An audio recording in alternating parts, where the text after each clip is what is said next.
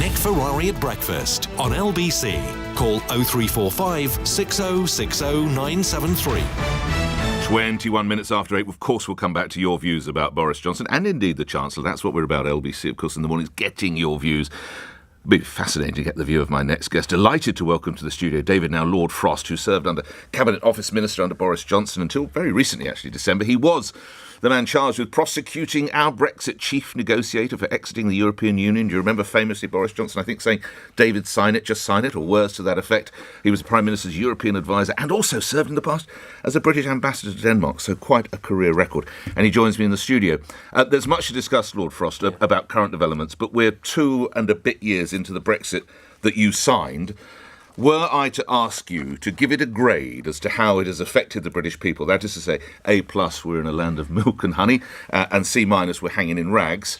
Lord Frost, what's the grade and why? Morning. Morning. Great to be here, Nick. Excellent to talk. So I think I'll give it 2 marks, if I'm allowed to do that. So I think the Brexit we delivered, I would say, is A-. I'm marking my own work there a little bit. I would say minus because, as is well known, there's a bit of work to be done in Northern Ireland yet to get that completely right. I think then what are we doing to take advantage of Brexit? I think a lot has been done. There's a lot more we could be doing. So I'd be saying B brackets plus perhaps there.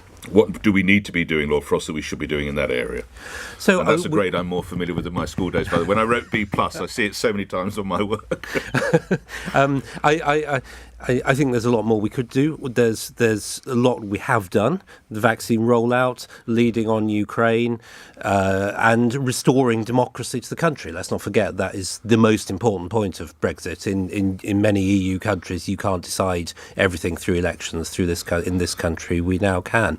But I would like to see us doing more, for example, on planning reform, on procurement reform, on restoring flexible labour markets, reducing tariffs, going harder at free trade deals, all these sorts of things so that some of the benefits start to be visible and pay off. You mentioned Ukraine. You probably saw a report in the newspapers last week that the European Union, in reference to our conversation about Brexit, the European Union was to, quote, resume its diplomatic presence and embassy staff in Kiev after temporary moving to Poland. My understanding is the UK has yet to do that. Should it? It definitely should. Well done to the EU for getting their people back in there and working. I think we should. I'm sure Liz Truss and the PM will want our embassy back in there and operating. And I think why it's is really it important? You have served as an ambassador, albeit not in the Ukraine, but why is it important to have an embassy presence? Well, it's the best way of keeping up contacts with individuals face to face, understanding what's going on. I think particularly in current circumstances where normal comms are tricky at best to do, having people on the spot, understanding what's happening is extremely important.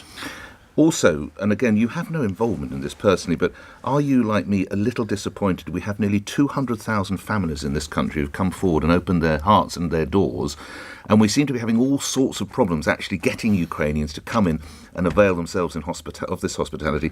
And if you look at a country like Ireland, we are falling woefully behind. Lord Frost. Yeah, I think this is one of the areas where we definitely could be doing better. I don't really understand why it's happened as it is. I think it's the main black mark on our Ukraine effort so far, which otherwise has been really good. It does seem to have got bogged down in bureaucracy and local council sort of form tickers and a process that maybe need not be as complicated and difficult as it seems to be. But, you know, that's what the British bureaucracy often does when it tries to accomplish a task. So I'm sorry to say I'm not surprised, but we really need to change this. Can I push you a bit on that? Are you not surprised because it's landed at the door of the Home Office? I remind you, Windrush, Amber Rudd having to resign. There's no shortage of stories there, Lord Frost. There definitely are difficulties in the Home Office, and I think Priti Patel will be the first to acknowledge that. But I think it's more a habit of the way our bureaucracy works to over-regulate, to overcomplicate, to box-tick everything, and we're seeing that in this case.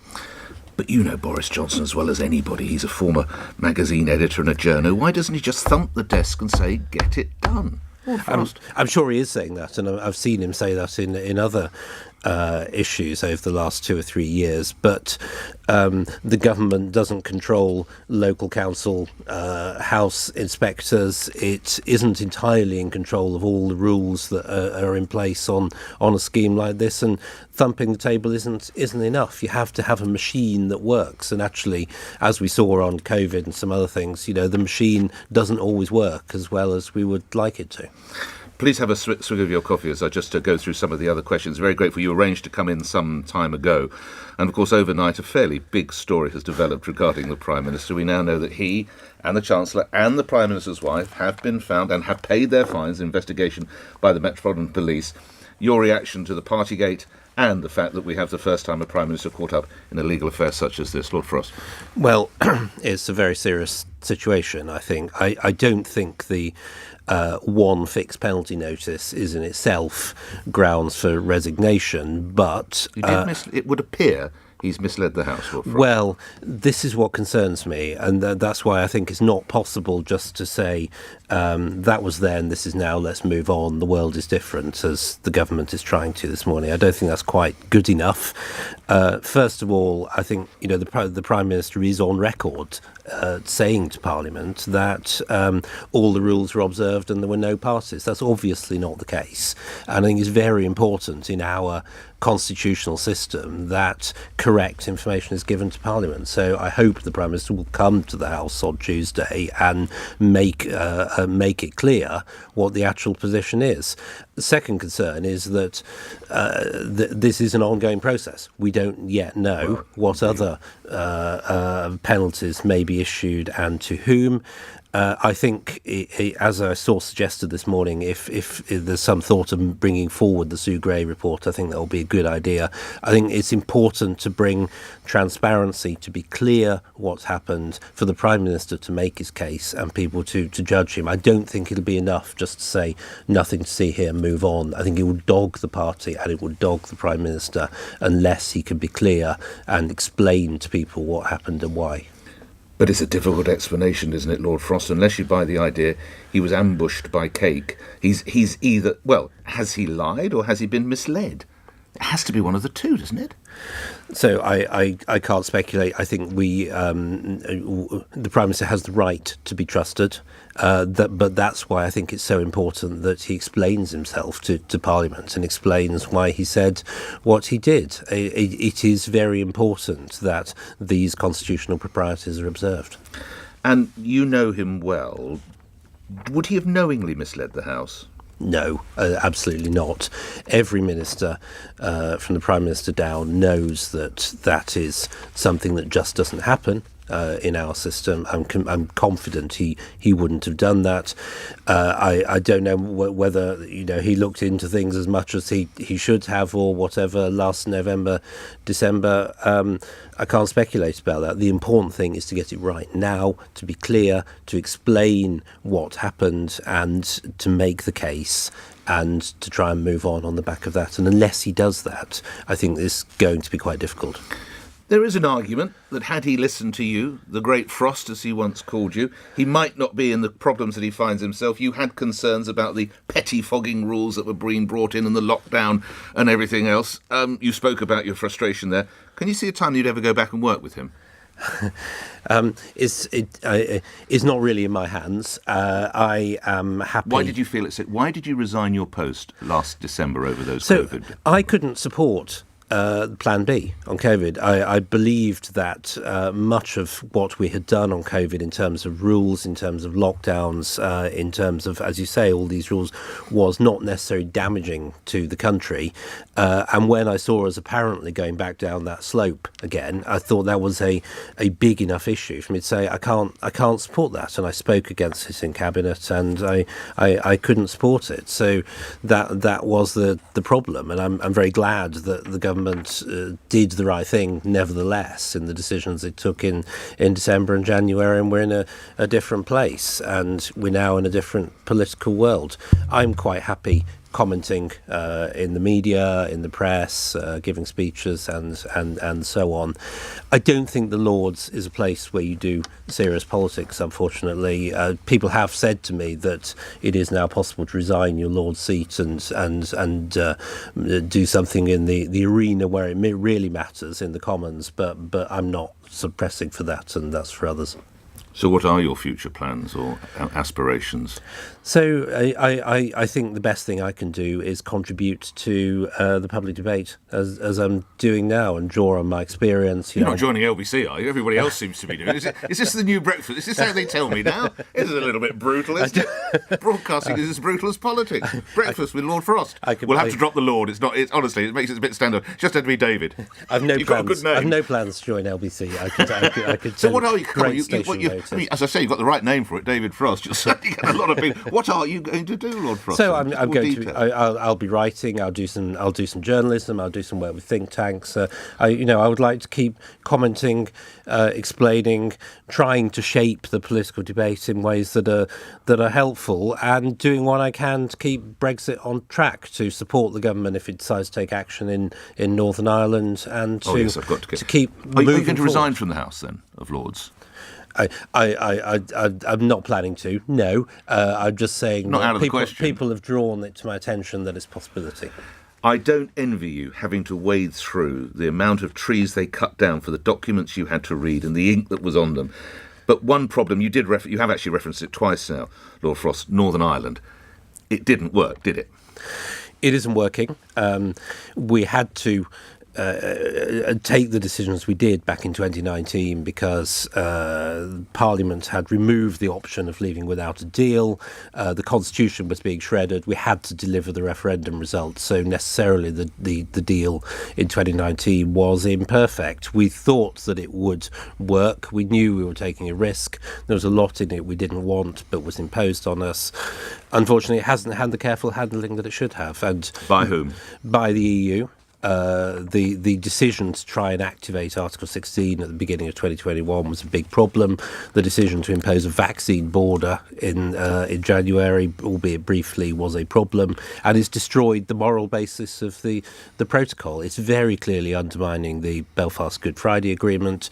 We're going to have serious difficulties, I think, in the political situation in Northern Ireland after the elections, and I think it is obvious that the protocol, as it currently stands, cannot survive. It must be renegotiated, or the government must act unilaterally. And I simply don't understand why the EU will not renegotiate it and move on to a more collaborative relationship with us as we all want. But if it won't, then the government's responsibility is to govern this country, and it will have to take that in hand. Why do you imagine the EU is rather deaf to our requests?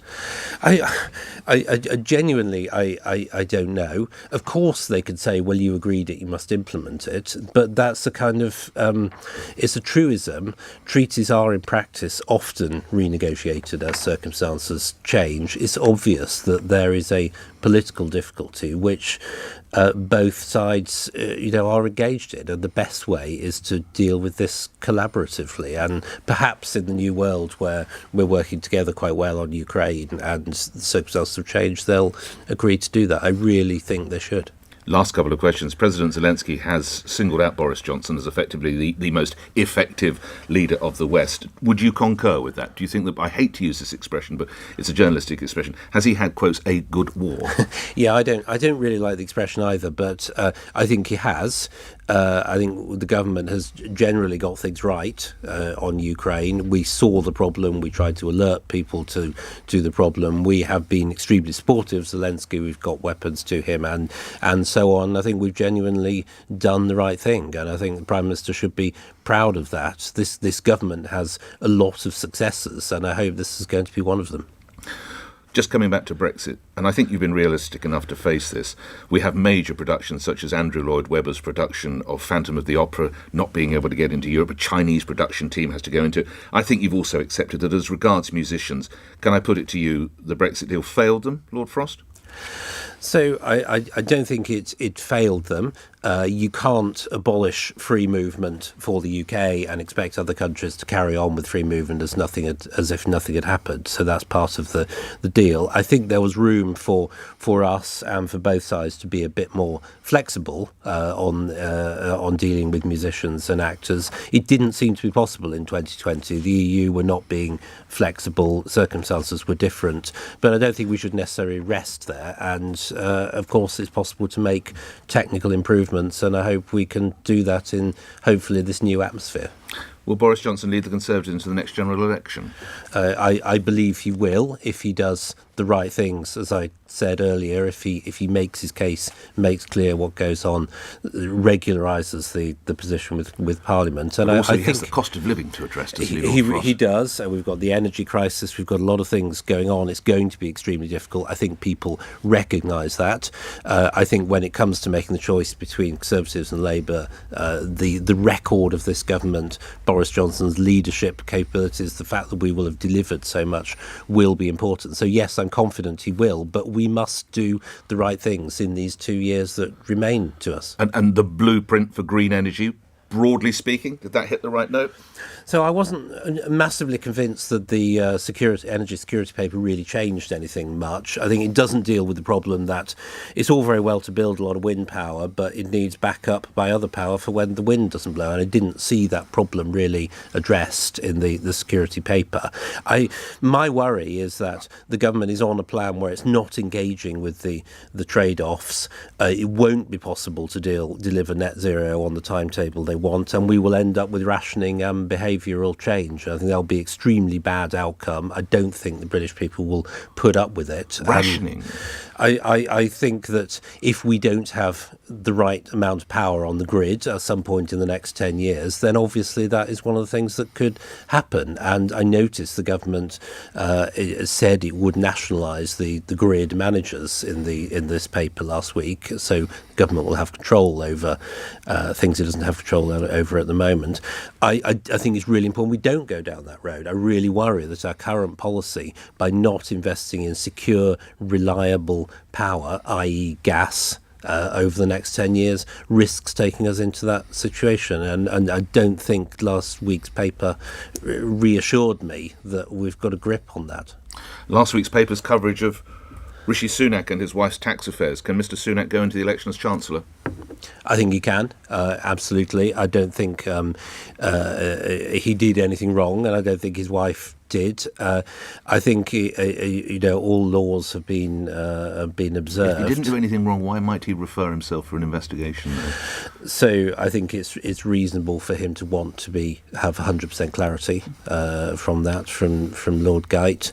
I do think that it is reasonable to ask that people who are ministers or closely connected to ministers in this country, see this country as their primary loyalty and residence. And so I think the Chancellor's wife has been right to correct that situation and move forward. And you've never had a slice of birthday cake, a sausage roll, a flat beer or a glass of Prosecco at a party in number 10 during lockdown? Lord Frost? I haven't, no. I was a bit busy doing negotiations in Brussels and elsewhere during these years. So it was rather difficult. I have, of course, remember, Drive Time is open on LBC at the moment. Our tremendous colleague Eddie Mayer will be standing. Drive with David Frost. It just sounds great. Is it something we can interest you in?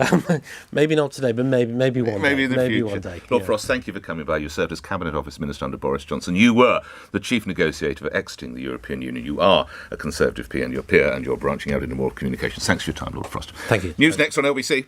Boris Johnson and Rishi Sunak say they want to carry on with their jobs despite paying fines for breaching coronavirus laws. The Prime Minister and the Chancellor received fixed penalty notices over a gathering at number 10 in June 2020. Former Brexit Minister Lord Frost has just told Nick Mr Johnson should explain himself to Parliament next week.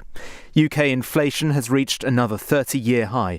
Official figures show the Consumer Prices Index rose 7% in the year to March, up from 6.2%